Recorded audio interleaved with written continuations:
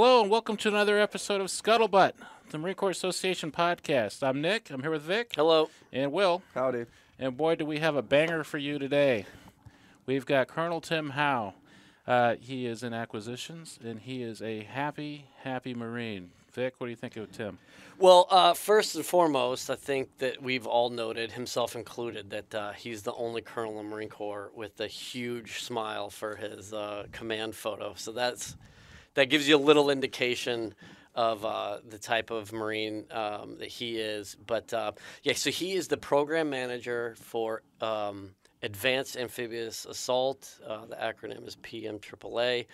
And so he does everything that has to do with assault amphibians, new gear, the amphibious combat vehicle, and making legacy systems sustainable as we transition into a more modern force.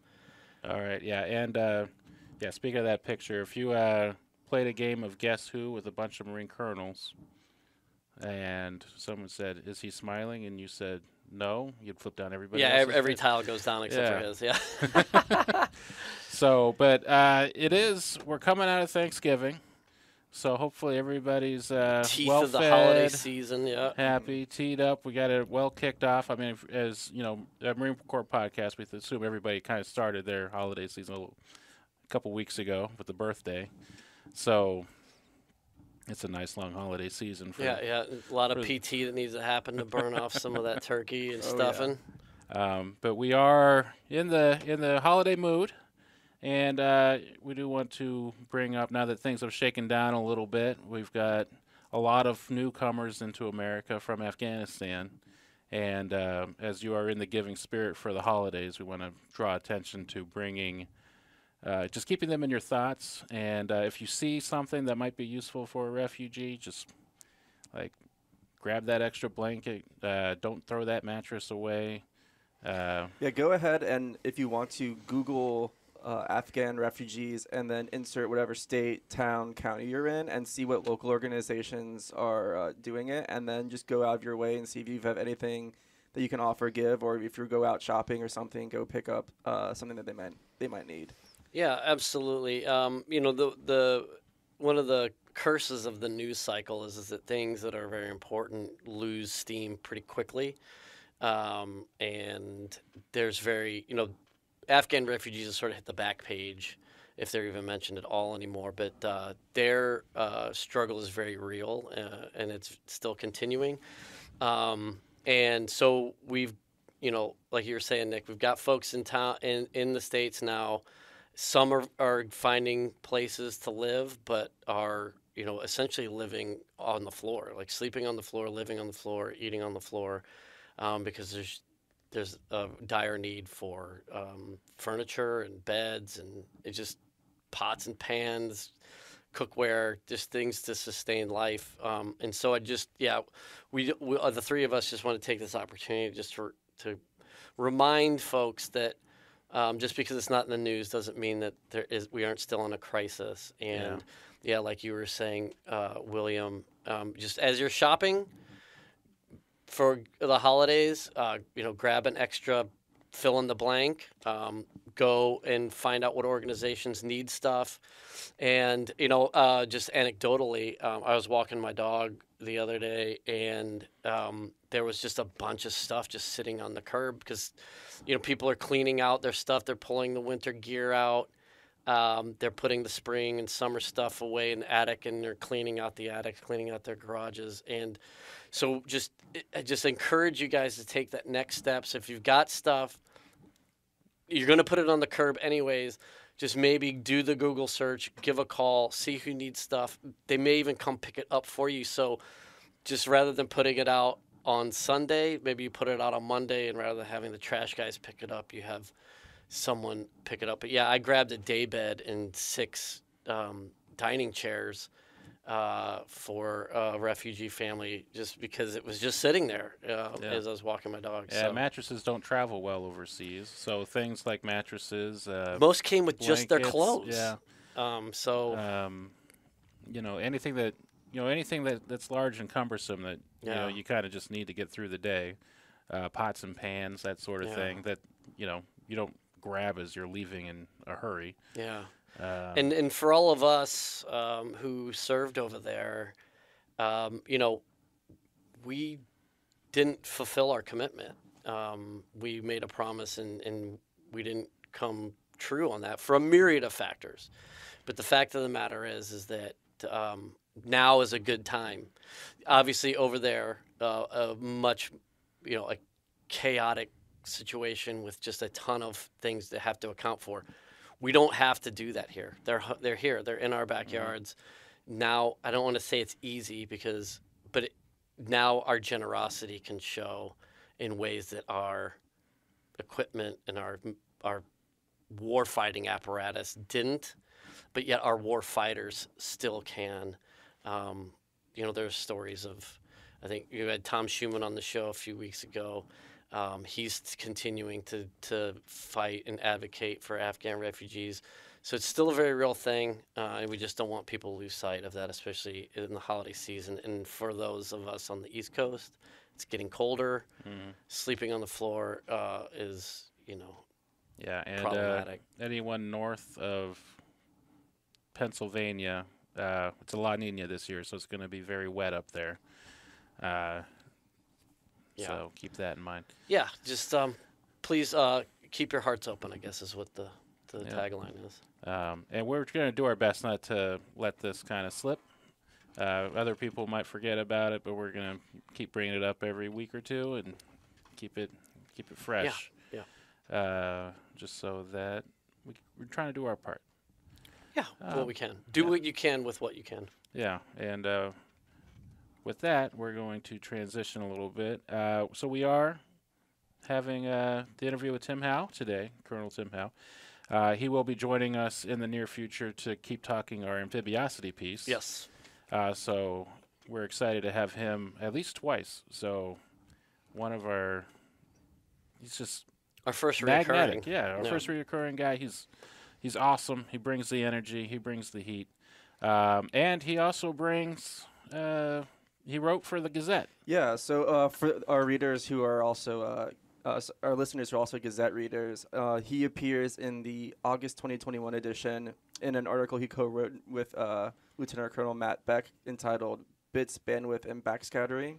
So again, if for all those listeners who have good ideas about some new, fresh, innovative practices, gear, equipment, etc., please feel free to write in response to his article in any capacity. And we will do our best to get the PDF of that out in front of the member wall so that anybody can read it and we can get your thoughts. Yeah, absolutely. And he does obviously, being the program manager, does a great job of sort of breaking down into layman's terms the acquisition process, which it's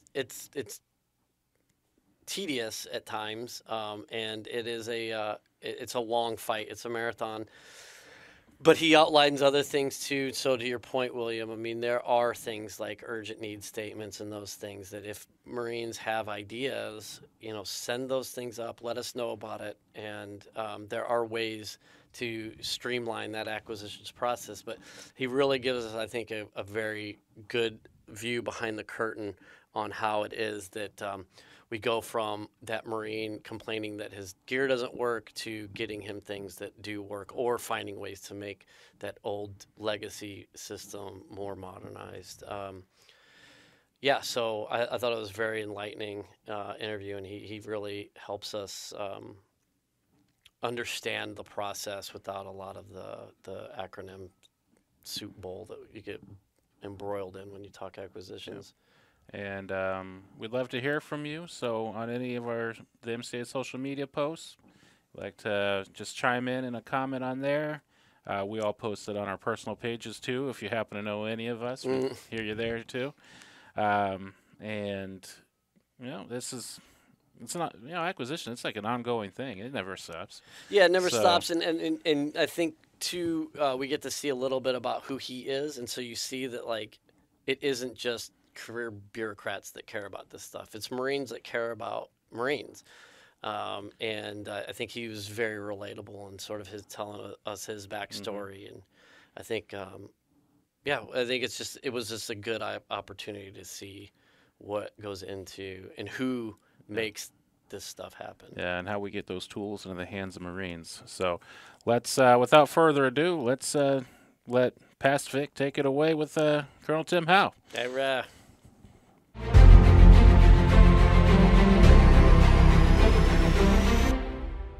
welcome, everyone. I'm Vic Ruble. I'm here with producer Nick, and we are here with our guest, Colonel Tim Howe, who is the program manager for Amphibious Assault. Advanced Amphibious Assault. I forget the advanced part. Advanced Amphibious Assault. So in other words, anything and everything that has to do with gear associated with conducting an amphibious assault, Colonel Howe is the man who is overseeing these programs. So welcome. Thank you so much for being here. Appreciate you taking the time in your very, very busy schedule. So could you please just give as long as you want, as short as you want, just to familiarize the listeners with who you are, sort of your journey through the Marine Corps, how you got to be where you are right now. Yeah, certainly. I don't know how far back you want to go. As far back as you want. I mean, I think it's very interesting, your background, that you come from, because a lot of our listeners will be family members as well, or former Marines, or Marines who grew up in a Marine house. So if you can talk a little bit about that.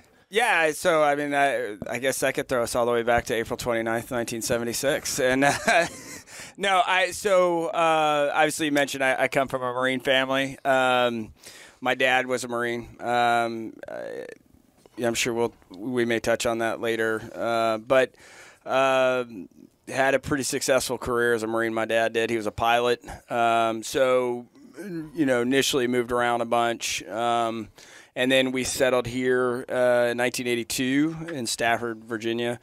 Went through high school and grew up here while my dad geo-batched, and then had a decision to make to go to college, and needed somewhere to kind of keep me in line, I thought. I don't know. I had some moment of clarity, and so I went to VMI. And then from there, I was coming up, I was about to graduate. I wasn't going to be a Rhodes Scholar based upon my GPA, and I initially was going to be a pharmaceutical salesman, and because I had a cousin who did that, and decided, man, I don't want to do that. And then I really got liquored up on the Peace Corps, because I thought it'd be pretty cool to go to some small village in Africa and kind of help people, and I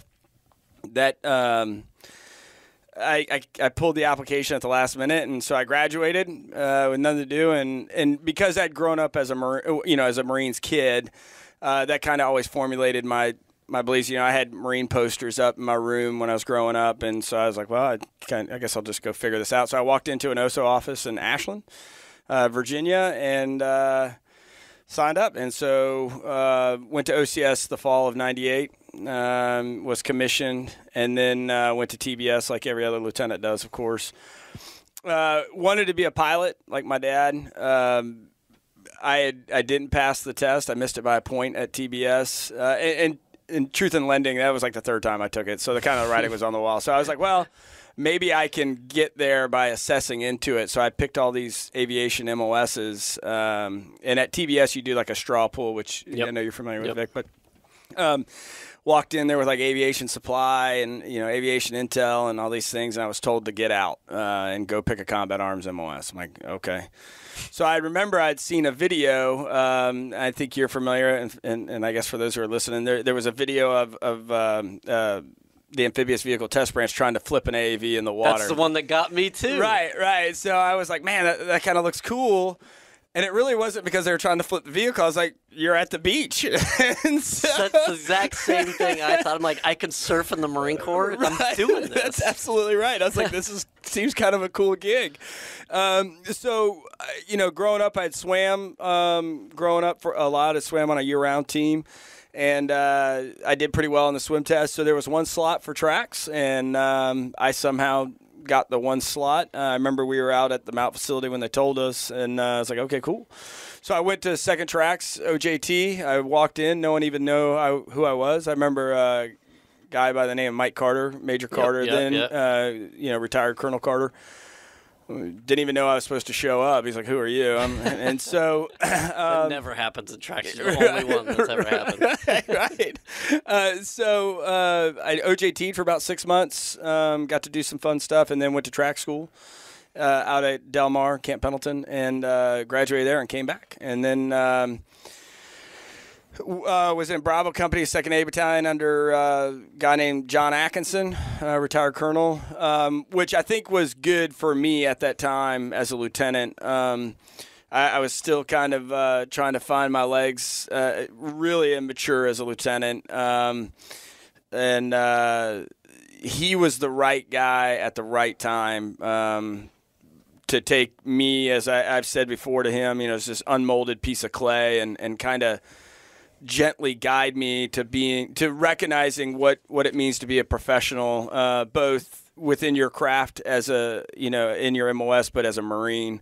And I know we'll touch on some of that later, but it was really important. And then not only him, but I had, as an Amtracker, you are, unlike in an infantry battalion where you have a bunch of other lieutenants, and this, Vic, you're kind of operating independently. And you really have to rely on your Marines to guide you, and you have to be smart. Really, at the critical time for a lieutenant is right at the beginning, I think, where you have to be smart enough to listen, but also smart enough to call bullshit. I was fortunate. I didn't really have. I had some outstanding Marines, guys. Mark Herms, retired Master Guns. Rob Roos, who, at that time was great for me. But the important thing is all the Marines, and there's too many to name, they were focused on one thing, or really on two things: being successful as a platoon, but also, helping shape me as an officer. And so I was fortunate enough to be selected to be the 22nd MU platoon commander, AAV platoon commander. Went out with 2-6, served with great folks. Most importantly, General Watson, General Ben Watson. He's CGM McWill now. He was the OPSO at the time of 2-6. He's also best friends with Colonel John Atkinson. So this lineage, I was fortunate enough to be able to kind of hitch a ride with and get a lot of, I think, critical, mentorship and leadership at a time when I think a lieutenant needs it the most. So finished up there, went to Parris Island, was the OPSO for Headquarters and Service Battalion, then became the Service Company Commander. And initially I kind of thought, I wanted to be a series commander. And then what I recognized was being able to be the Service Company Commander was great because it set me up to learn how to be a company commander administratively, if that makes sense, right? Totally makes sense, yeah. I didn't have that learning curve when I went back to the fleet as a company commander as far as the administrative side. Right. And I had some great first sergeants. Scott Booth, great guy, became a sergeant major, and had some great folks that I worked with.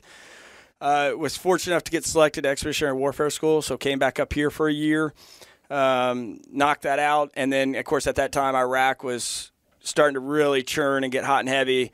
And so went back to second tracks as the Alpha Company Commander and took out Alpha Company in 2007 to RCT East under 6th Marine Regiment with Colonel Simcock, nice. Retired General Simcock. Yep. Yeah, so, as I sit here and talk to you, I start naming these names, and I really think about how fortunate I've been throughout my career to kind of work with really, really good leaders. And again, I have to reiterate, I had some great Marines that I was fortunate enough to work with as a company commander. Master Guns Bohr was my ops chief, and First Sergeant Simmons. At every promotion, I highlight those two guys because, legitimately, I would not be sitting here today if it weren't for those two. Yeah, amen.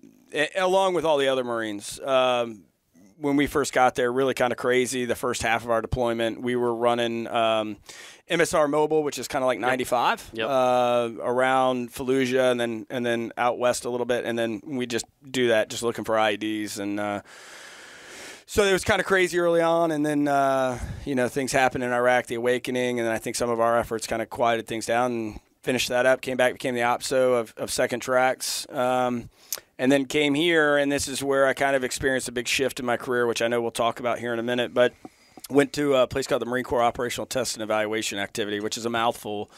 But basically, it's an independent testing activity that does operational tests on gear and equipment to ensure that it meets its intended purpose. And it's independent for a reason, because you don't want the program managers to bias. They've got skin in the game. Sure. They want to make sure their gear and equipment works. So you want to have someone independent that can say it's operationally effective, operationally suitable, and operationally survivable. So went there and was a project officer in the amphibious vehicles branch, and then moved up to be the branch head of the amphibious vehicles branch under a guy named Colonel Mike Kennedy. Which I think you may know. Great guy. Well. Awesome. Yeah, great guy. My first XO, actually. Yeah. Battalion XO. Yeah. And so I worked primarily the expeditionary fighting vehicle, was gearing up to do the operational assessment on that. And then they obviously, lack of a better word, killed the program for a host of different reasons. But during that time,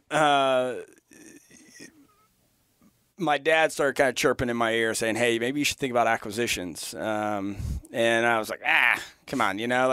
My dream in life was to be the Second Tracks Battalion commander.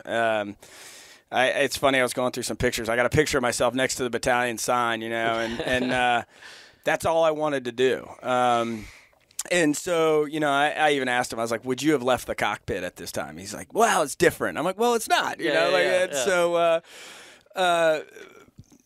actually, I'd almost gotten out just prior to going to EWS, but I'd already accepted orders. So I was locked in for 2 years. Yeah. So that set the path there. But back to McAtea and acquisitions. And so for 2 years, I molded this idea.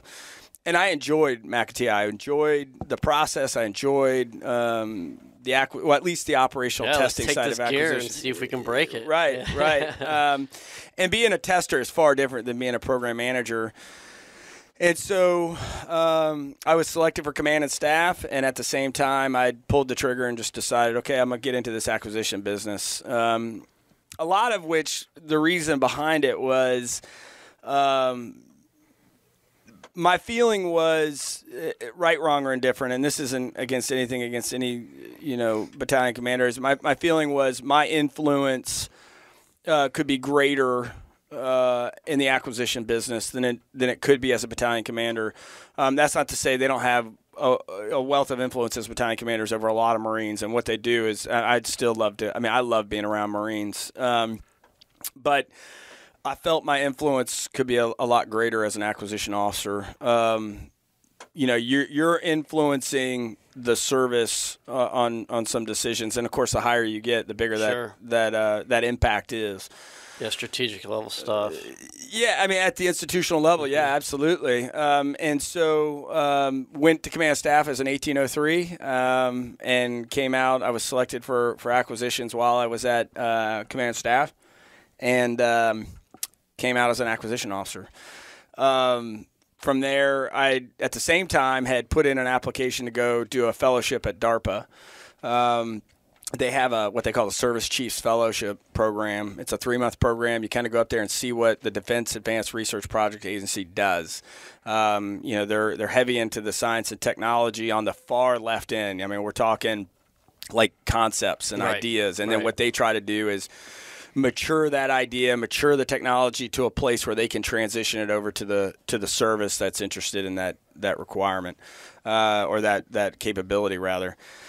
So I was there, had just kind of gone. I'd gone, was in the middle of a divorce, unfortunately. Was about, and I met a great young lady there. Hung out in her office for about 3 months, and she's my fiance now. So, which is pretty cool. Yeah. Nice. So, God works in mysterious ways, and so finished up there.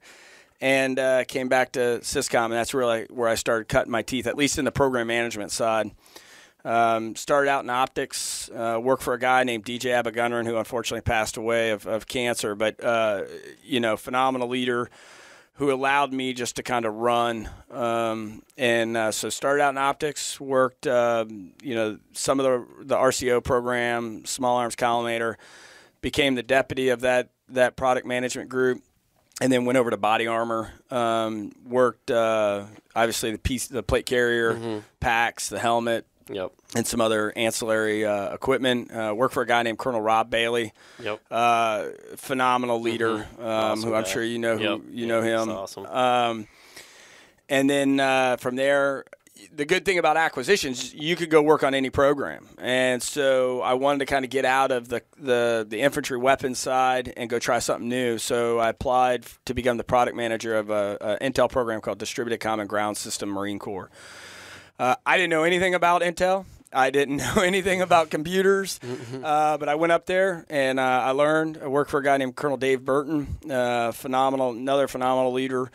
And just really dug in and jumped in and tried to learn all I could. So spent a year there, and then got selected.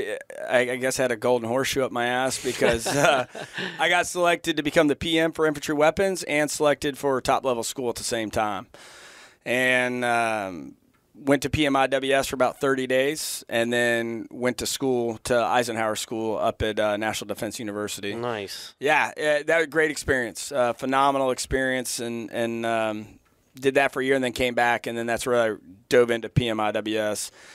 Did that for 3 years. We as a PMO, a program management office, did some phenomenal things that I know we'll talk about here later on, but just modernizing the infantry squad and the close combat forces, I think the impact that's going to have, at least for the next 10, 15 years, is going to be substantial. And so I'm pretty proud of that time.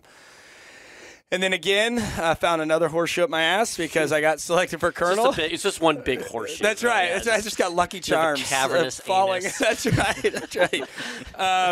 And so got selected for colonel. How? I don't know. And then was selected as the program manager for AAA. And took over, was promoted in May, or frocked rather, in May. And then really actually took over as the PM May 3rd and then was frocked May 20th. And it has been a wild ride for 2.5 months. Yeah. So that's kind of the long. If your listeners are still listening, that's it. That was fantastic. Because there's so much to unpack there, and we'll give it our best in this iteration. If not, we'll bring you back. Absolutely. I think there's a lot of really really tasty nuggets that we can pull out of there. So one thing I do want to ask you is, as a kid, so like pre-decision to be a Marine. So you mentioned at VMI thinking about a different kind of corps, Peace Corps. Yeah. Not really certain. What, as far as professional development, like, was there anything that your dad or like growing up in a Marine house sort of instilled in you about? Because you mentioned learning a few times through your life and how important sort of that aspect of your career has been, that learning aspect. Right. So was that something that was instilled in you early, or is it something that you sort of picked up as you were going along? Like, hey, I've got to humble myself and learn first. Or was it just like, this seems cool, this is a good fit, and I'm just going to go? More early on, it was more of the latter, right? I was like, this seems cool. I kind of just was like, I didn't have any plan for my life. I really was, and that kind of still is today. I just kind of trip into things. I'm like, it looks cool. I kind of go do that. Early on, both my parents really instilled, and my dad, we were very active in sports, right? So that was key. My dad used to make us all go run, in the mornings. Yeah, and like, nice. Oddly enough, he never went with us, but whatever. And then we had supervising. That's He's right. That's right. That's right. And we had a pull-up bar and all these things. And he really tried to stress reading when I was a kid. And I'm going to be upfront. I hated reading when I was a kid. He wanted me to read Robinson Crusoe and all these classics, and I just railed against that. I'm like, I'm not reading that. I was not a good student whatsoever. For whatever reason, I have an attention span of a squirrel. I just wasn't a good student. I didn't really read a lot. I didn't. I don't know how much just railing against him or just I didn't care. And really, that shift didn't come until later. Even in college, I didn't read a lot. Like I said, I was no Rhodes Scholar candidate. Truth in lending, my GPA was wickedly low, and barely getting into the Marine Corps. And I don't, I don't think it was the lack of smarts. It's just I was a biology major. Had ambitions to be a doctor. That evaporated my first semester. Yeah, that was me for chem. Yeah, I was right. like, I got to do what? Yeah, exactly. Calculate? No, I'm not doing this. So didn't have a good work ethic. Didn't know how to study. And then just kind of survived for 4 years. But it really wasn't until I got in the Marine Corps. So, to your original question, both my parents really, wanted to instill, working hard. My dad was very much about, he comes from kind of humble beginnings as a kid. So I think he saw, and then as being a Marine, he had that experience of the importance of being able to read and write well. I will say that's the one thing he instilled in us. I didn't live up to that early on, I don't think. And it really wasn't until I got in college and later on that I kind of figured it all out. So, yeah. I think that there's really, I feel like, especially from a parental standpoint, or at least in the home, having that scaffolding there and having it foundational so that when you want to climb, right, it's already there for you to do that rather than having to figure out how to put the pieces together in order to get to the top of the building sort of thing. Yeah, it's a fine balance, right? And I know off top as a parent, right, how much do you try to, direct a kid to do one thing versus just provide them the information to let them figure it out and then let them grow in places where they're interested, right? I think you're more successful if you kind of go the latter and say, hey, what do you think about this? And my dad wanted me to go to the Naval Academy. He had gone to the Naval Academy. I had 3 uncles go to the Naval Academy. And I just, at the time, wasn't sure that I wanted to go in the military, so I didn't do that. Like I mentioned, though, I went to VMI because I was like, I need somewhere that's going to keep me keep me focused. And so that, it was either that or University of South Carolina. So if it was University of South Carolina, I don't know that I'm sitting here today. I don't know where I'm at, to be honest with you. So that's interesting. Yeah. Well, that's cool. So one of the things I think is really interesting, you mentioned how some of the programs you worked on with infantry combat weapon systems, how over the next 10 years we're going to really see the fruits of that labor. Yeah. Can you talk a little bit then? Let's just sort of, I guess, take the veil off of Marine acquisitions for a little bit, and so that listeners can hear what it is. It's not just a bunch of graybeards sitting around a table thinking about how they can make more money, or it's not a bunch of retired generals sitting on the boards of directors, pushing buttons behind the scenes. Right. There's a process there, and there's a lot of goodness and a lot of hard work that goes into that. But it takes time. It's a slow drip. Yeah, right? Yeah. No, you're absolutely right, and I like how you put that the veil, right. I call this the dark art. It really is the business side of the Marine Corps that I had no clue what it was up until I came here to Quantico in 2008 when I went to Makatea. I had no clue how gear and equipment was fielded, how it was. I just thought it magically appeared. Right. Okay, I go to the the SIF and pick it up and someone bought it at Walmart, and like that's the way it worked. And I didn't really think about it, it just was kind of always there. And you had gear that for the most part worked. I mean, like you, I came in with the old H harness and, the black leather boots and the double AV and everything just kind of worked. And, we were going through the RAM RS program when we were lieutenants. And I didn't really think why, I'm like, oh, okay, I guess they needed a new engine, some new suspension, and it worked, And as long as Marines did their job, it would continue to work. Program management, to me, I was telling someone this the other day, it's like the lesser, like your life is picking the lesser of two evils, right? And I was kind of trying to think of an analogy, and I told someone this yesterday.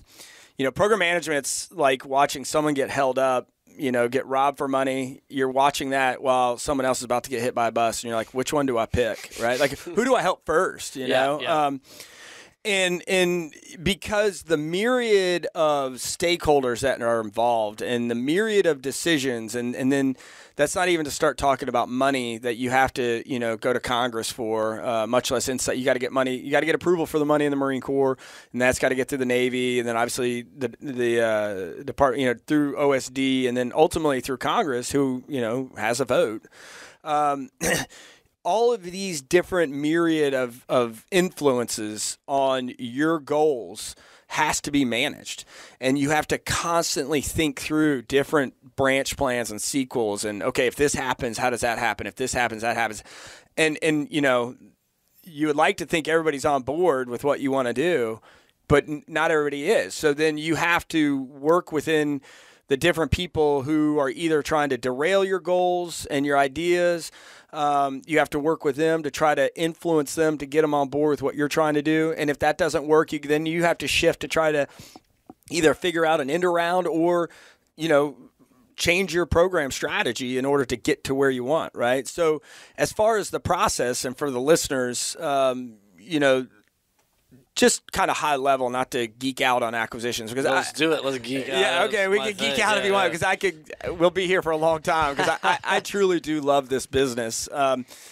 As frustrating as it can be and stressful as it can be, at the end of the day, it is fun.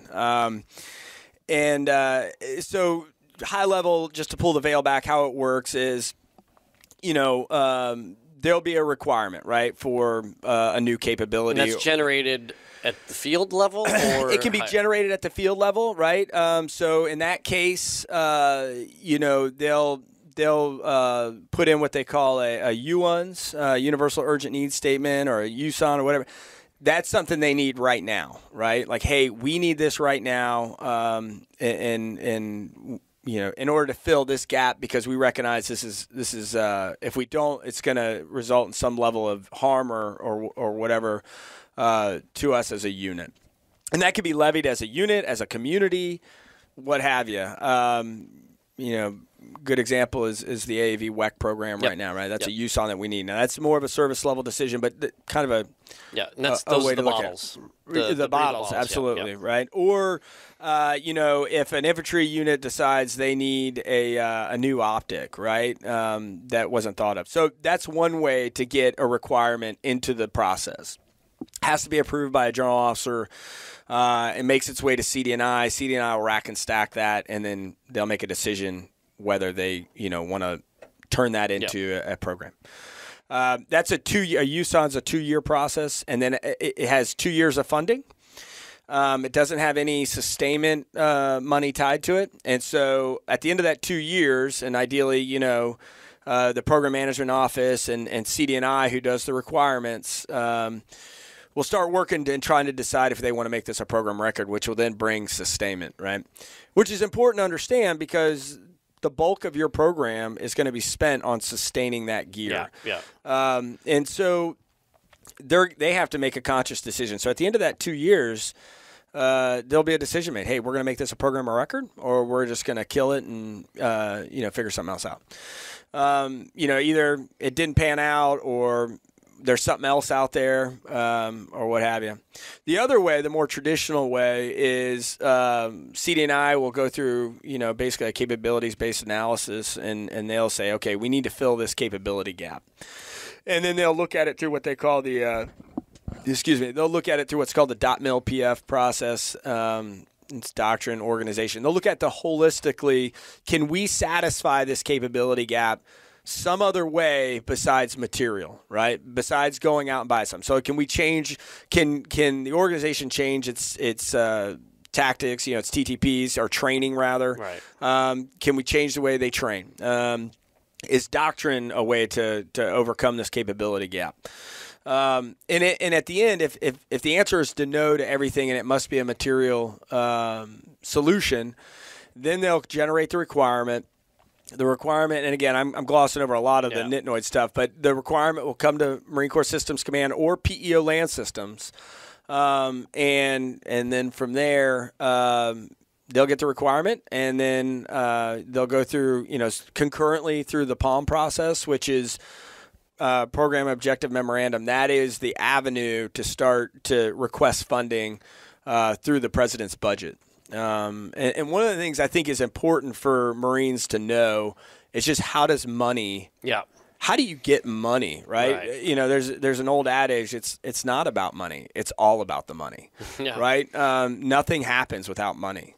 And I think that's something I didn't realize until I got into acquisitions, and why I'm so excited about acquisitions is just the money process and how that all works, and how you make a request from your desk in concert with CD&I, and that gets through the Marine Corps, through the Navy, through OSD, into the President's budget, and then Congress slices and dices, makes decisions, and then whatever's approved on the back end flows down to your desk again, and then you take that money and go for it. And that's where I kind of talked about all the different influences. Mm-hmm. You could request $100 to fulfill your program goals.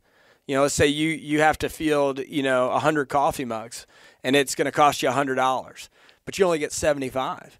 What now, right? Mm-hmm. And so that's where these are all these different influences where you got to start figuring out how this is all going to work, right?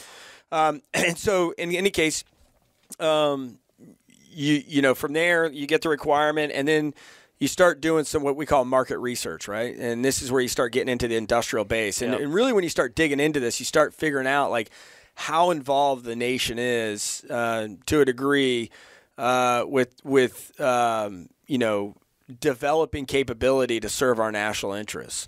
It's not quite World War II, obviously. That's full mobilization, right? That's whole nation concept. Singer Sewing Company is now making 50 cows, which we're still using today. From 1944, those are still out there. And so you'll do some market research, and to use the coffee mug analogy. All right, who makes coffee mugs, right? So you'll go out with what we call a request for information, an RFI, figure out who's out there, and then all the while we're putting together what we call a request for proposal. And once we get that market research back, we'll say, okay, it's going to cost about this much, and you can start creating your budget of what you're going to need. And then you put that into the POM of what you're going to need. You're tying in the requirements to that. So to use the coffee mug example, hey, who can keep my coffee hot for 6 hours, keep it from spilling on me, and it's got to be amphibious. Certainly. Yeah, absolutely, right? Because not all coffee mug makers are going to be able to do those three things. Certainly, right? Based upon their capabilities, what kind of capital expenditures they made into doing that, right? Who their second and third tier suppliers are. Yeah. And so they're working theirs, right? And because they're in it, certainly they're in it to support the country, and I get that. They're also in it to have a livelihood, to build a company, right? And getting into the defense industry is a tough business. It is very tough for a small company to break into that. So you've got to have something good, and once you get in, you've got to be able to compete, because you're competing with the BAEs of the world, the Northrop Grummans, the Lockheed Martins, the big giants, the top five as we call them, who, they're so diversified in their portfolios, to mitigate and manage risk in their company, right? Because if one sector doesn't do well, then they can leverage that one, another one, right? So as a small company, trying to break in can be very difficult. at what we call the ACAT-1 programs, that's what the amphibious combat vehicle is now. Those are your big programs, right? Those are where you see the big five, right? Your smaller companies, like when I was at IWS, when you're dealing with like optics, body armor, stuff like, you start getting into some of the smaller companies. But even then, there's the ones who are dominant, right? Because they've spent a lot of time in the business and they understand it. So back to the acquisition piece. So we'll put out what's called a request for proposal, and that's basically saying, hey, we want to build this coffee mug, has to do. We'll put in what's called, either the performance specification or basically the requirements. You have to build it to this and in this timeline, right? And there's certain contractual types that we'll put out there, and you can get what's indefinite quantities, right? Indefinite delivery, indefinite quantities. Basically, it's a 5-year contract, right, to deliver as many as we order, as we want to order. And that gives you some flexibility on the government side. As money comes in, you can put more against that. Some of your bigger programs, like the amphibious combat vehicle, those are different. Those are a prescribed number with this amount of money. And that's all, especially at the big programs, that's all baked in, and you've got to get OSD approval. You got to get, obviously, Marine Corps approval, and there's a lot of visibility in that because the numbers, the dollar amount is just and that's going to affect tables of equipment and things. It'll affect the service, right? Okay. The service's ability to conduct amphibious operations if you can't get the numbers you want at the cost you want, right? So that changes your calculus as a service with respect to how you're going to fight. But in any case, back to the coffee mug, we'll put out a request for proposal. And the key to that is you want as many companies coming in as possible because they're now competing against each other, right? So competition is king when it comes to acquisitions because now you're forcing them to drive costs down. So when you force people to compete, they're going to try to come in at the lowest possible amount they can that their company can manage, right? There is a threshold, a floor that they can't go below because they'll start losing money. Yep. And I'll say in the defense industry, the margins are pretty low. I know when I was at IWS, when you look at the industry structure, right? How industries are structured. Let's take optics, right? Or just even like guns, right? They're not making a lot of money on the government, on the military sector. What they're going to make a lot of money is in the civilian sector. Because what they'll do is they'll take what we developed and then they'll go sell it to the civilian sector. Yeah. Hey, used by Marines. Exactly. And then they'll get back some of their margin there and make money. And that's a pretty standard business model, at least, in the infantry weapons side. Harder to do with an amphibious combat vehicle, right? Sure. Because you can't go sell that, at Walmart. But if a large company, say, wants to start getting into the amphibious game, maybe they're willing in their bottom line to take a hit initially just to get their foot in the door. Absolutely. And be known as a commodity so they can get contracts later on. Right. They'll absolutely compete and go as low as they can, hoping to win that contract and then try to make up, in some other ways long term. Really, and what I go back to is, if they're willing to invest that and then willing to be into the sustainment piece of that, they'll make a lot of money on. Yeah. That's a 30-year lifespan they're sustaining. And we don't treat our gear very gently. No, the old adage of you give a Marine a bowling ball, he'll bring back two, right? So in any case, we'll get those back. We'll have what's called a source selection team. We'll sit down, go through all the different proposals that companies have sent in, and we'll evaluate them, and then we'll award a contract. And once that contract's awarded, then you're off to the races. You've got your money obviously already because you can't award a contract without money.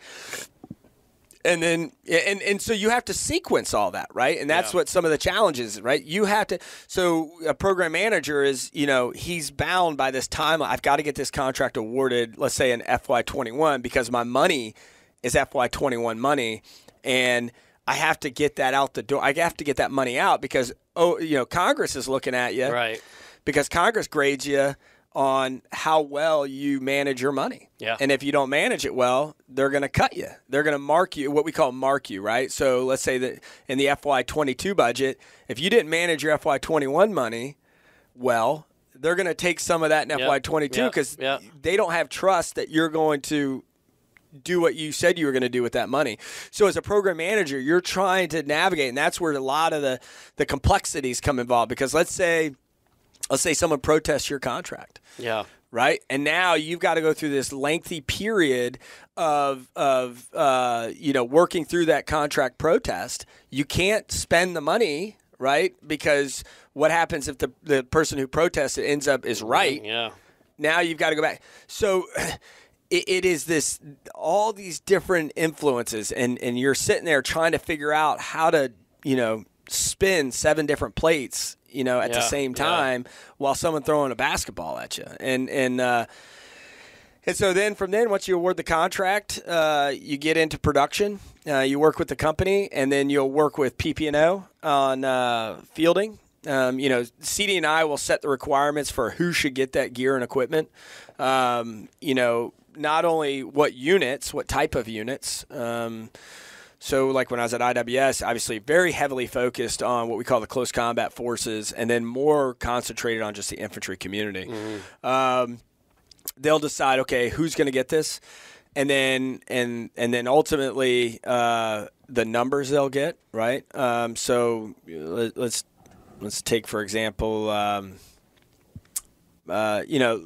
M27, right? Like every Marine and infantry battalion will have an M27, right? But or let's take the pistol. Back in the old days, only staff and COs and officers got a pistol, so you wouldn't have to field the pistol to everybody, right? So that'll drive your numbers, and then PP&O will decide based upon the TEEP and institutionally who needs it first, right? Based upon operations that are going, right. Whether they're deployed, and they can, because you don't want to. Well, it's like when we were in Iraq, you see some cats walking around with the frog suit, right, in their ninja suits.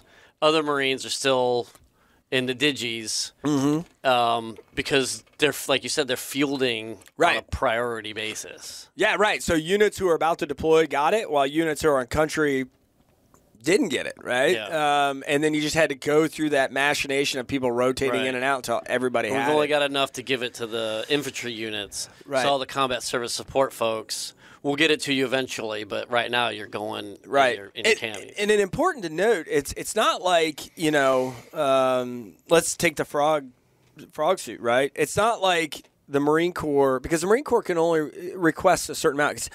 It's like the checkbook at your house. You only have a certain amount to buy everything, mm-hmm, and it's not like you have an endless tub of money that you can just go grab. So, and the Marine Corps has to prioritize. There is a cut line that says we've got this much money.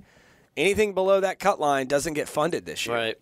And so, but within that top list that made it above the cut line, hey, we're going to give $100 to Colonel Howe to go buy this. Well, I can't buy the entire what we call AAO, or Approved Acquisition Objective. That's the number, right? So let's say we were going to buy, 100 frog suits. Well, you can't buy all 100 in 1 year, because that would dominate and take away from other programs that are priority too.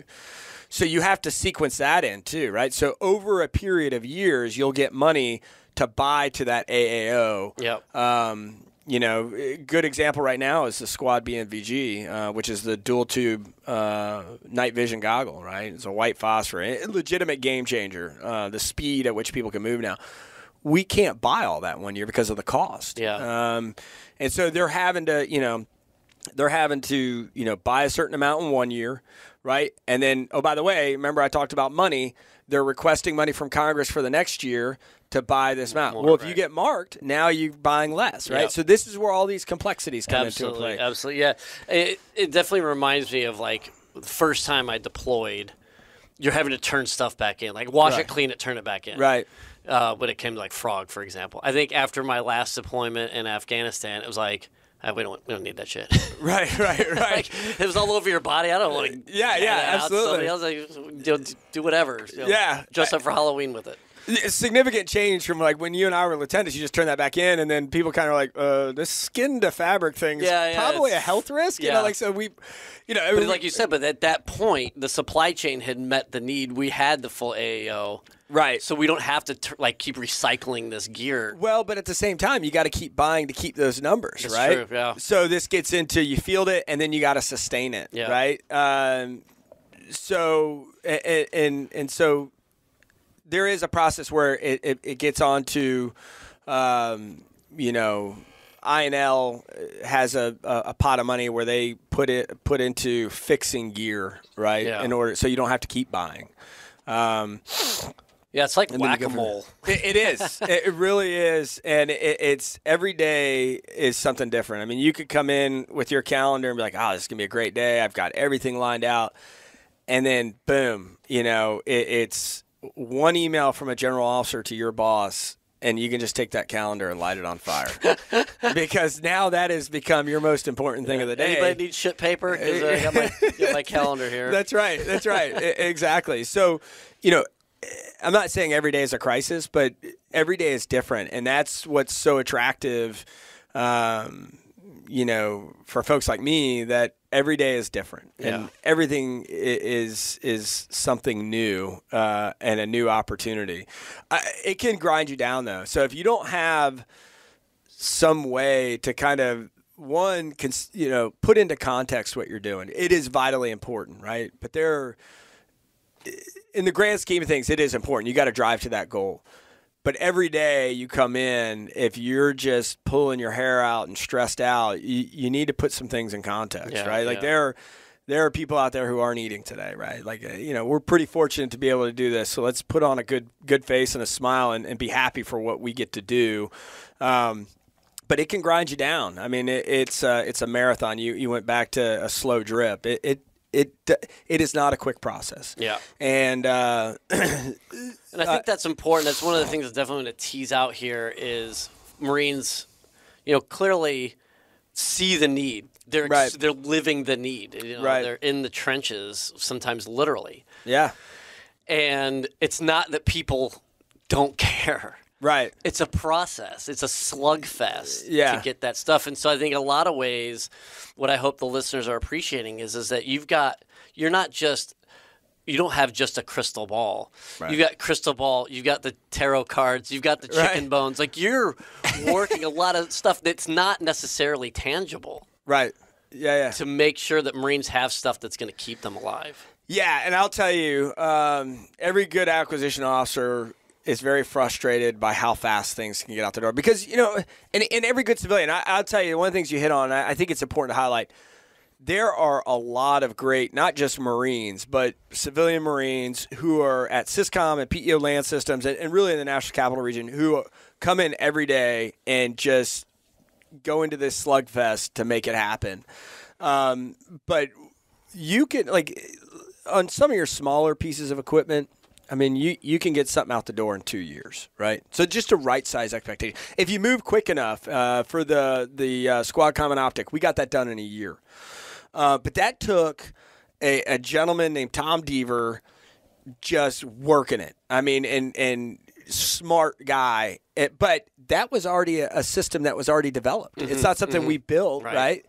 So depending upon the complexity of the technology, if it's a what we call a COTS item, a commercial off the shelf, you can get that done quick, right? 1.5, 2 years, right? From time of you get the requirement to when you're fielding it. If you're talking something you've got to develop or you've got to modify, you're talking 5 years. I mean, so it takes a little while. And to your point, it is a slugfest, and you're making sure that tarot card doesn't come up skeleton, you know? Grim Reaper again. Your program's dead. Great, you know? It's a deck full of Grim Reapers. That's right. So it is a slugfest, and it will grind you down because you're fighting all these different influencers and separate things that are trying to derail you. But you got to maintain a positive attitude, and you got to keep driving at what the long-term goal is. And I think that's the important thing is, okay, what's the end state? Yeah. And then just ruthlessly, and I don't say that treating people mean, but like you are just hyper focused on, okay, that's my goal. And anything I do has to be towards the alignment of that goal. That's all right. And I think that's what's key is that everybody is covered and aligned in that way. I think, at least I know, like when we were lieutenants, for example, working with legacy systems, right? You're like, what the hell's wrong? That we like? Does no one see that we have a need here? Right. No, there's a lot of people that see that we have a need here. They absolutely and they care a lot. Yeah, you're absolutely right. And I don't think a lot of folks have a good appreciation for it. I mean, up to some pretty senior levels have really a good appreciation for what goes into that. And then that's not even to talk about, like, we're just talking process and like everything working, like, but as a program manager, you're also a leader, right? And it's all about leadership, right? It's all about making sure that everything you're doing is ethical, legal, and safe, right? You're not putting a piece of gear out there and you're not doing it illegally and you're not doing it unethically. So you're now a leader of an organization. So you have to get your organization rowing in the same direction. And so you've got that aspect of it too. So it's just... Yeah, and I think to counterbalance it against some of the other nations' processes where it is state-run, right. There isn't competitive market. It's a state company. Yep. It's a authoritarian regime. They're going to field the stuff. There's no... Like, it's the one company that makes tanks. Right. And there's our new requirement. Make us the new requirement. And there's not those checks and balances. You're not getting the best stuff for the best price. Right. And there are gaps. I remember in OF1, they were telling us, like, hey, you've got these 50 cal slap rounds. Again, right. slap, wonderful. Right. Thing. Like, go ahead, engage a main battle tank because we're finding out that these things aren't made that well. And right. those slap rounds can pierce that armor. Yeah, so when you're talking about our pacing threats, right? Yeah. Again, not to understate, I mean, they're formidable adversaries, but to your point, what's the quality? And more importantly, they can pump out, however 20 many battalions, ships, whatever it takes. But can they sustain it? Can they maintain it? Do they have the cadre of folks to do that? And to your point, when most institutions are aligned to supporting a state-run government, you can pump out stuff pretty quick. Also, the workforce. I mean, if we're talking China, I mean, there's a billion people in China, right? And oh, by the way, unlike America, where industry has a vote whether they want to participate or not, right? Maybe not so much in China, right, where everything is aligned towards their rise in power, and so. But so to your point, what I would say is maybe what they're pumping out is not so good. But certainly, and I know you know this, right? You can't go in with that mindset. Well, they're not as good as us. You have to take them seriously, and and so it is an interesting dynamic in our competition. And when you see, China pumping out ships or carriers to project power, or they're able to ramp up capability. A lot of that's because they're stealing our intellectual property. We know that, right? So all the hard work and money goes back to money that we've put into research and development and testing is quickly ripped off. They've taken our hard work and they're able to just push that into manufacturing. Some chucklehead with a selfie on Facebook, fed some program in Russia. Absolutely, right? or if a company wants to compete in China, they've got to give up their intellectual property to the government, and so that enables them to move a little bit faster than we can, because their processes are all aligned towards one thing, where ours. In a capitalist society, we have a bunch of different bills we have to pay in order to make sure things go right. And again, different from here. Xi Jinping is going to be there for a long time, right?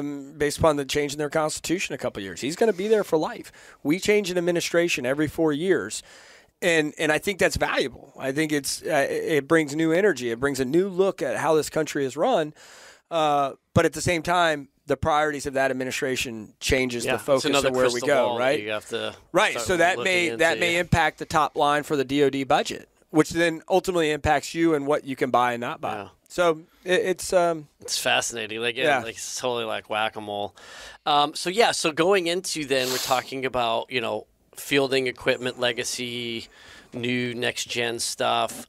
You co-authored an article in this month's Gazette called Bits, Bandwidth, and Backscattering, the new beans, bullets, and Band-Aids. I think that's a really fitting title, giving the traditional phrase we use, beans, bullets, Band-Aids are the things that keep, or that leadership has to consider in planning to keep Marines alive. Right. And to save lives. And so now you're proposing the new paradigm is to, not that beans, Band-Aids, and bullets don't matter anymore, but we have to now consider the other 3 Bs, the bits, bandwidth, and backscattering. You mentioned, and this was talking about the optics. Yep. And so you mentioned in an environment of simultaneously reduced situational awareness, such as operating at night, but then this expectation of instant information. Right. There's this sort of confluence there. You mentioned that there's a necessity of creating a requirement to share data wirelessly amongst the squad and display that data within the night vision device. It sort of seems to me like a microcosm of the whole acquisitions process for the Marine Corps. Take what is old, the capability, and create a requirement to make it new and relevant, the modernization. Right. What are your thoughts on sort of where we're at there? So, you know, I mean, this is I think a big topic to unpack. So, first of all, I wrote that article. A guy named Lieutenant Colonel Matt Beck. He was the PM for Command and Control Systems. Truth in Lending, he's my next door neighbor. But easy to share drafts of the article. Absolutely. You know, and we spent a lot of time out in the street, you know, or in his backyard or whatever over some bourbons, just venting about work because his wife and my fiance, quite frankly, are tired of hearing about it. So, but he is a smart guy, very pragmatic guy, and he was the PM for Command and Control Systems, which is really, you know, the center point for how we are going to push information in order to facilitate, you know, command and control, right, down to the lowest level. So when this idea really was generated when I was the PM for IW, the Army is developing a program called IVAS, and an improved visual augmentation system. And basically, it's taking the Microsoft HoloLens gaming glasses and pumping data into it, right? So you can see breadcrumbs to where your objective is, right? You can put phase lines out there, graphic control measures. Yeah, you can get to a point, or they have the capability now where you can see through your optic, so you can put your weapon around a corner, see what your optic is seeing, and engage targets. You can get squad health factors, right? You can see your own round count. You can see where you can mark targets. So just by looking, you can mark adversary. It's like whatever. Halo. It's basically yeah, Halo. yeah, absolutely. And while I'm not proposing, and we say this in the article, I'm not saying the Marine Corps should buy that system.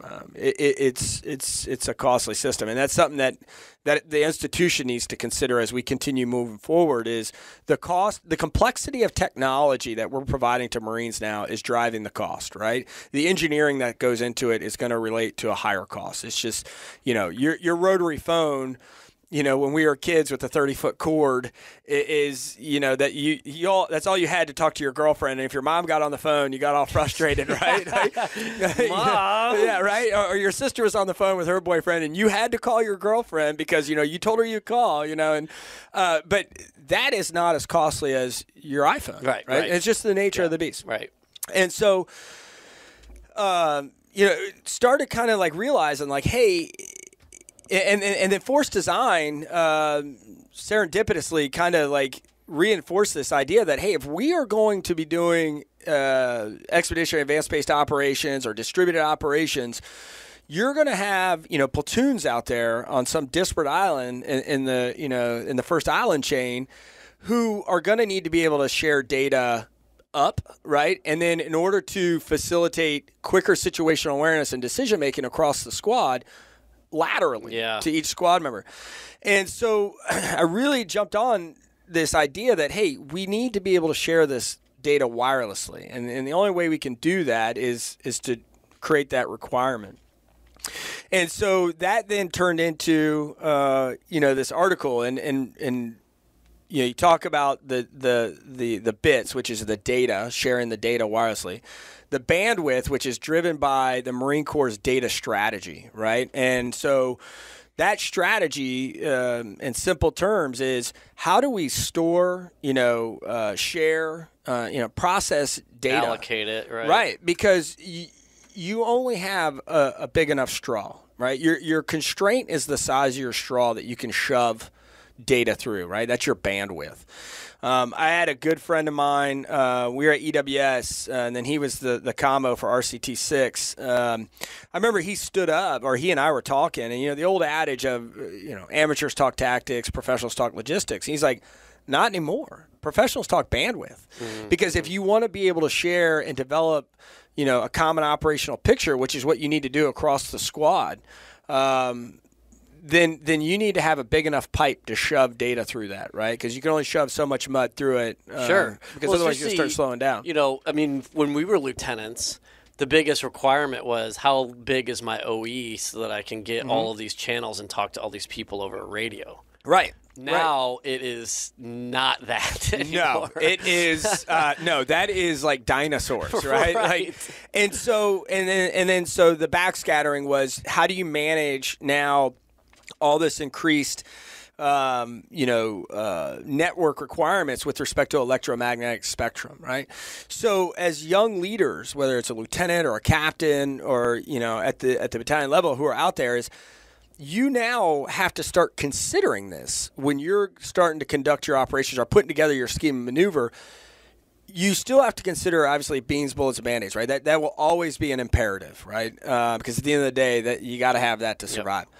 But now, in order to, because information moves so fast, and the importance of information when operating across vast terrain, processing and passing that information is so critical at the speed of relevance. You now have to start considering, what are you going to prioritize when it comes to your bandwidth, right? Like, so if I'm trying to shove 10 pounds of mud through a 5-pound straw, well, I got to start trimming. So who gets priority? You know what I mean? Just kind of like when you're setting up your company tack, your battalion tack, and who gets the priority on those tacks, right? And so, and then ultimately as leaders, you got to start figuring out, okay, when do I shut down, turn on, turn off systems in order to mitigate my electromagnetic, noise, for a lack of a better word, right? So this whole idea for the article really came about because, our adversaries are already moving out on stuff like this, right? Like the Chinese have cornered the market on AI. They've cornered the market. Well, I don't say they're cornering the market, but they're quickly doing it, right? Machine learning. If you're tied into what they're doing in China with the social credit score, with respect to facial recognition and how, not to get too deep in that, but their facial recognition technology is if not surpassing ours, is already past us, right? And so that kind of technology is moving at a pace that we are going to lose parity with our adversaries as it relates to being able to pass and push information. And the Army, so from, selfishly with some institutional parochialism, the Army's already moving out on this. And we start digging into it, my fear is we're going to lose parity with our sister services. And they're going to be able to do and move faster based upon shared situational awareness, based upon shared data, and the Marine Corps is going to get left behind.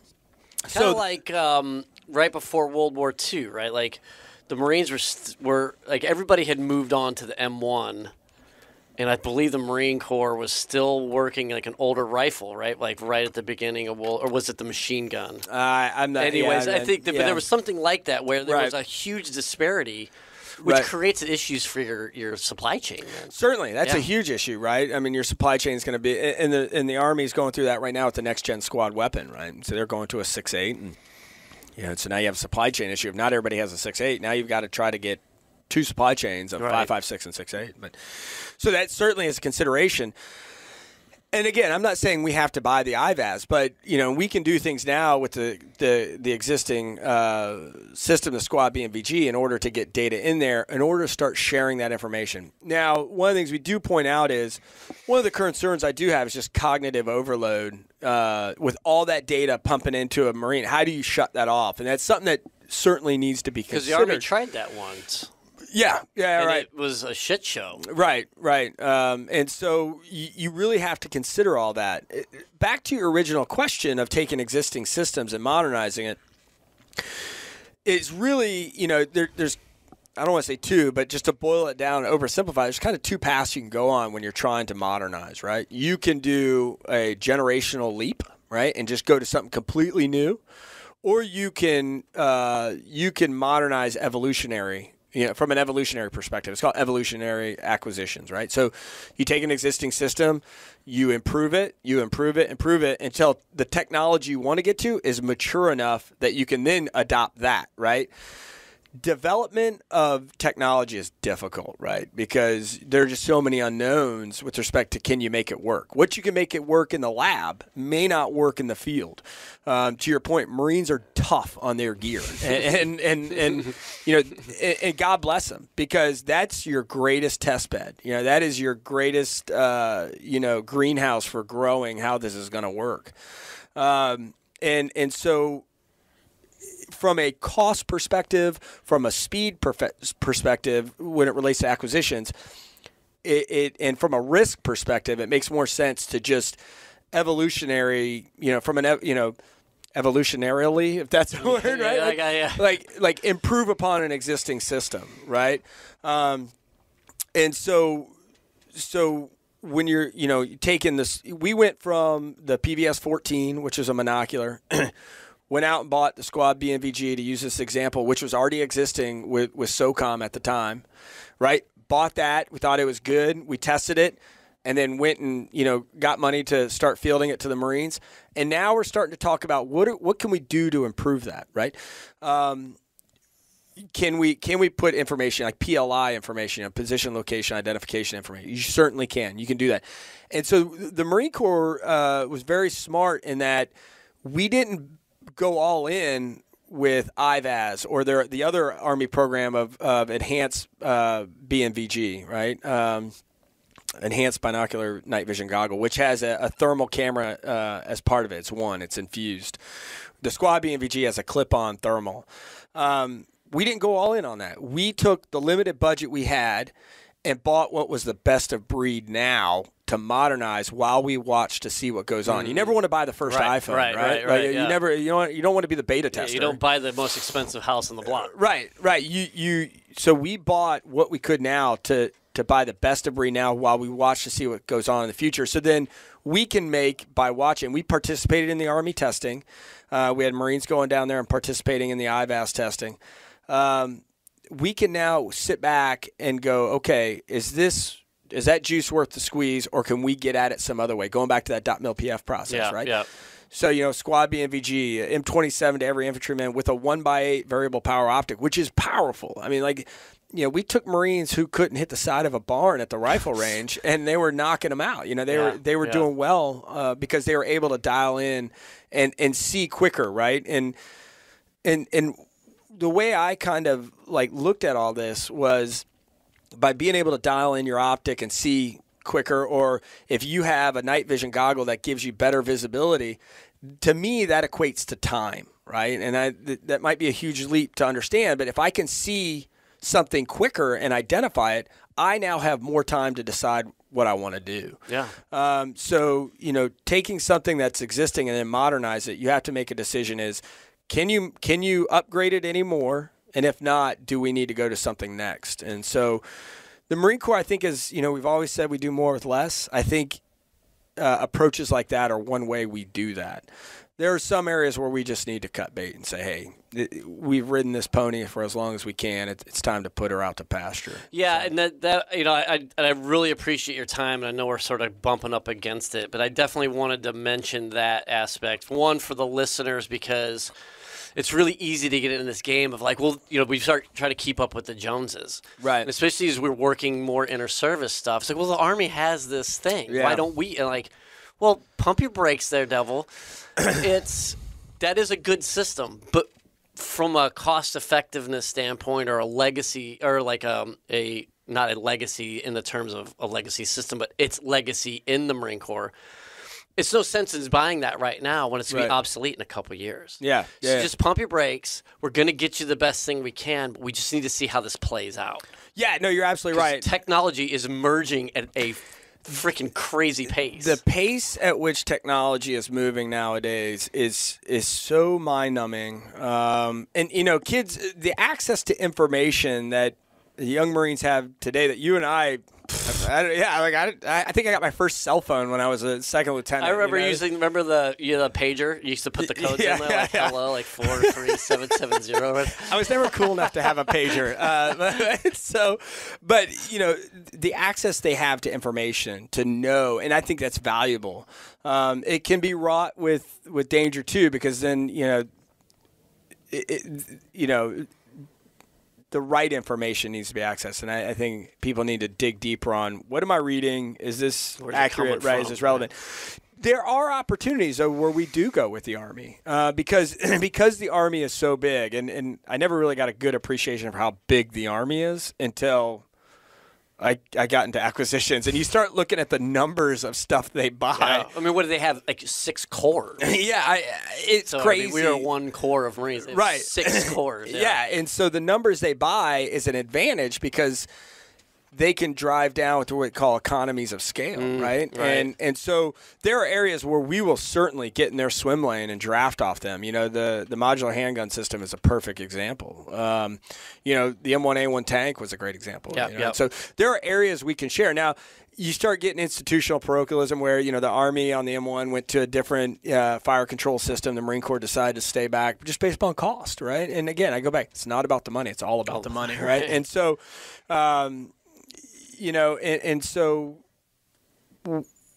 we do get in the Army swim lane when it's necessary. But then we just have fundamentally different Title 10 missions where it doesn't make sense. And even in the testing of our gear, we do a lot more environmental testing as it relates to humidity, water. Makes sense, right? Like ours got to work. And weight. Because it's got to go on a ship. Certainly. And so that's a great piece of gear. It's just too heavy. Yeah. And I think we realized a lot of that, you know, as we got deeper into Iraq and Afghanistan, we started realizing, wow, we're getting really, really heavy. And we're starting to weight out our ships before we even cube it out, right? Before we could even fill the ship up with our stuff, we've exceeded the limit of what the ship can hold. Yeah. And so I think, MRAPs is a perfect example of that. Yeah, MRAP, absolutely. Yeah. I mean, what a great capability, but, you know, does it fit? You know, it doesn't fit what we're trying to do now, right? And so I think the pendulum is swinging the other way where we're getting back, obviously, with force design to our traditional roots of being soldiers of the sea and going back to the ocean. So that's awesome. And that will then drive the capability that we need. Yeah. Which then gets you all the way back to we've talked about the coffee cup again. Now it's like, well, you know, it's great. It keeps my coffee warm. It's, it doesn't spill all over me, but this joker weighs 20 pounds. Right. You know, and the old adage of ounces equals pounds and pounds equals misery. Yeah, sure. Which is why we became Amtrak. That's right. Driving in the armored Winnebago. So.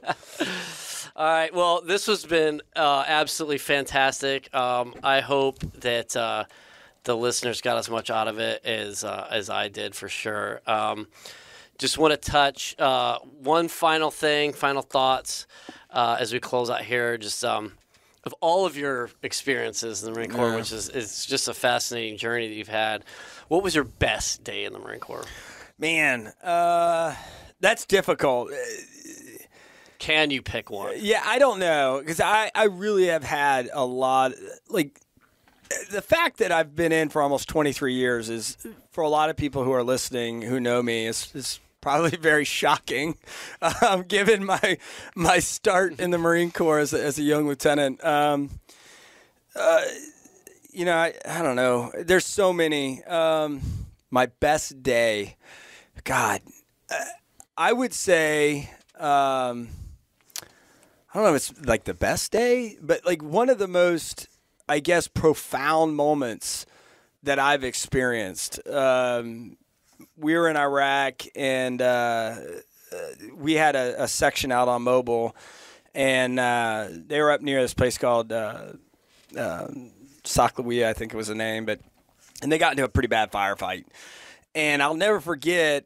Actually, I got another good day too here. I'll touch on another Iraq story. Yeah. And I'll never forget. Like, they were in pretty bad fire, and a Marine took a round right across his rib cage. It just skimmed him, and he came back, and I'm like, I was like, holy cow, you all right, whatever. And he's like, sir, I got to get back out there. And I mean, like, refused to, like, not. He was like, I have to go back. And so it was profound to me that this young kid who, God, not more than 2 years earlier was, playing Xbox, hanging out with his buddies. Yeah, his prom, and is now focused solely on just being next to his fellow Marines because he needed to be by them. So I was like, to me, that was pretty profound.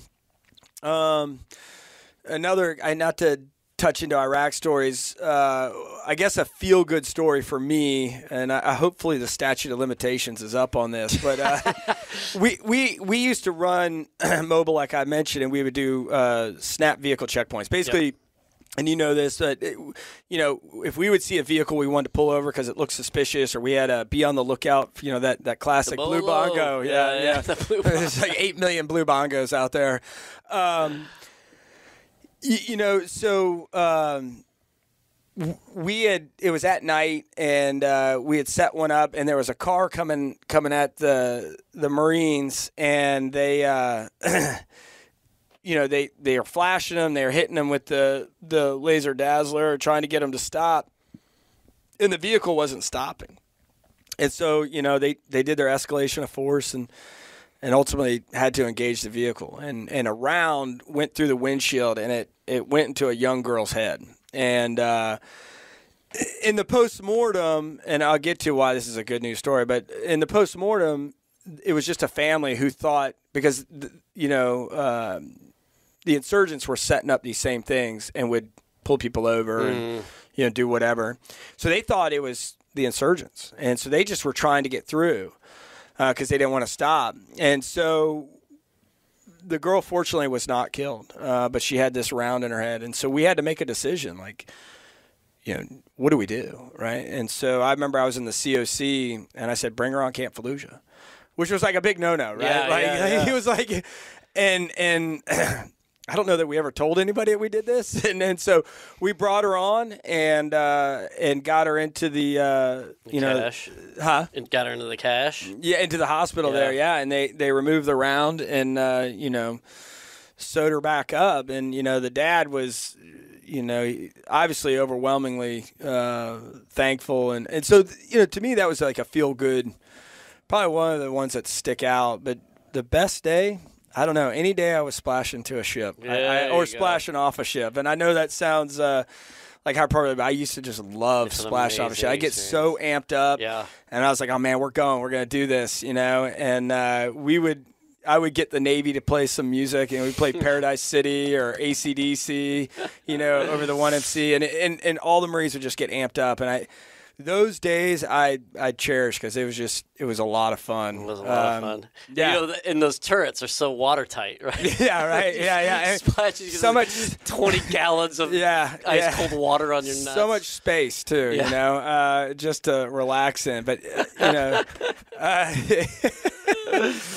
those days, and just being out in the field with Marines, whether I was a company commander and we were training to get ready to go to Iraq as a company, or just as a platoon commander training to go on a MEU, just an absolute, great time. I mean, it's so much. I would trade everything right now to go back to be a MEU platoon commander. Amen to that. Absolutely the best time of my life. So fun. Just that first feeling when you, right after you splash off ship, you open your hatch and that air, that salt air just comes rushing in. Yeah. And you're looking at back bottle that and sell it, man. That's so good. We would never have a problem with recruiting if we could just bottle that up and sell it. And just knowing what you're doing, as a MEU, you're out there, like you are the quick just look out- reaction force for the nation. Yeah, you know, see your ship and then a horizon of ocean, and that's it. And that's it. Yeah. And you're going, like, we were splashing towards Djibouti, Africa. And I'm like, holy cow, I'm about to go, like, land on a continent here in a second, you know? That's and amazing. It was a lot of fun. So, well, Colonel Howe, thank you so much for being here. This was awesome. Really appreciate it. And, yeah, hopefully we can get you back sometime and talk about more. Anytime. Geek out on gear stuff. Yeah, anytime. I appreciate you having me. Really, I don't feel like I deserve to be here, but this is good times. I appreciate you having me here, and this has been a lot of fun. And I'll come back anytime. I love talking. Awesome. Thanks a lot. Scuttlebutt is a production of the Marine Corps Association. I am Nick Wilson. That is Major Vic Ruble, U.S. Marine Corps retired. We have also heard the voices of or contributions from William Treuting or Nancy Lichtman, editors of Gazette and Leatherneck magazines, respectively. Opinions expressed in Scuttlebutt are just that, opinions, and do not represent any official stance of the MCA.